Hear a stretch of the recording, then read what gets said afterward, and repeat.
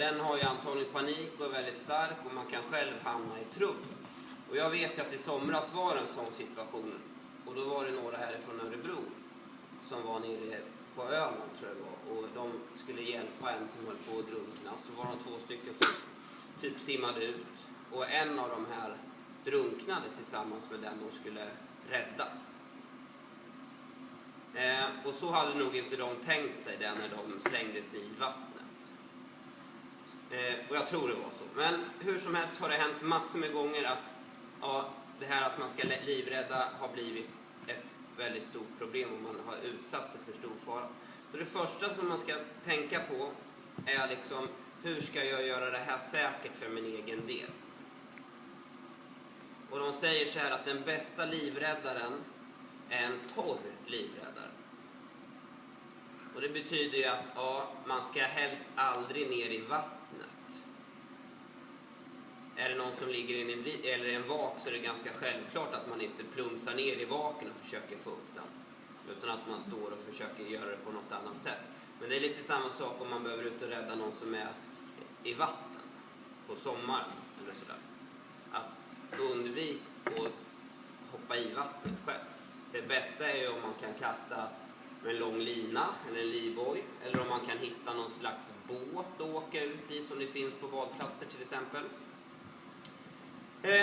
Så det ni ska kunna om det här med nödsituation i vatten är inte så himla mycket. Jag vet ju att när ni kommer börja på högstadiet och gymnasiet så kommer man träna väldigt mycket mer på det här. Man kommer få träna på att hoppa i vatten och räcka fram en livboj och boxera varandra och sådär. Ni kommer få träna på att göra hjärt-lungräddning.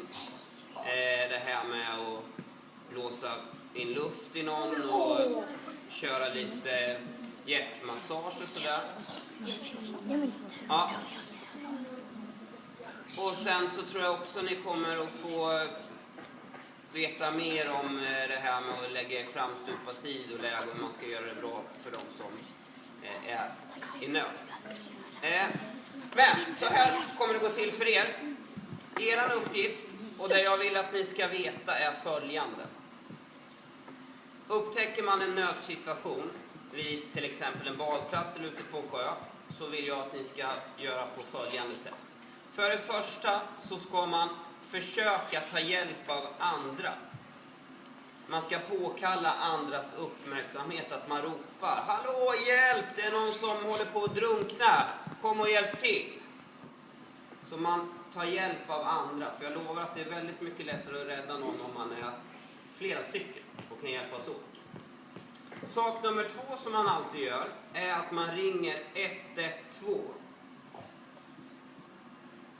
Och det kanske man inte gör själv, utan det kanske man gör till någon som kommer fram och ska hjälpa till. Du, ring 112 snabbt. Tala om vart vi är någonstans, tala om vad som händer. För det kan ju vara så att man inte klarar av att rädda den här personen som finns där ute. Och då behöver man hjälp av brandkår, och det kanske behövs hjälp av ambulans. För de är ju experter på sånt här. Men det kan ju också vara så att man lyckas rädda den här personen på egen hand. Men att den är så dåligt skick så att det behövs en ambulans. Och då är det väldigt bra att den redan är på väg. Så det kan man alltid göra, eller ska man alltid göra. Larma 112. Det är deras jobb liksom, att komma ut och hjälpa till med sånt här. Och sak nummer 3 då. När man har tagit hjälp av andra och när man har larmat, då försöker vi på ett säkert sätt att rädda personen. Och säkert sätt var ju alltså: använd en kastlina, en livboj, hitta en båt att åka ut med. I alla fall någon slags förlängd arm. Och skulle det vara så att man behöver i och simma, ja, då måste man ännu mer noggrant ta med sig en förlängd arm. Så att när jag kommer fram att jag kan räcka över en livboj till den som är i trubbel. Inte min hand. Så det är era 3 saker som ni ska kunna om nödsituationer i vatten. Påkalla uppmärksamhet, larma 112 och sen försöka rädda på ett säkert sätt. Och vi ska träna på att kasta kastlina då. Det är ett jättebra sätt att rädda något med. För då står man ju kanske 10-20 meter därifrån. Då är man ju säker själv. Okej, tack.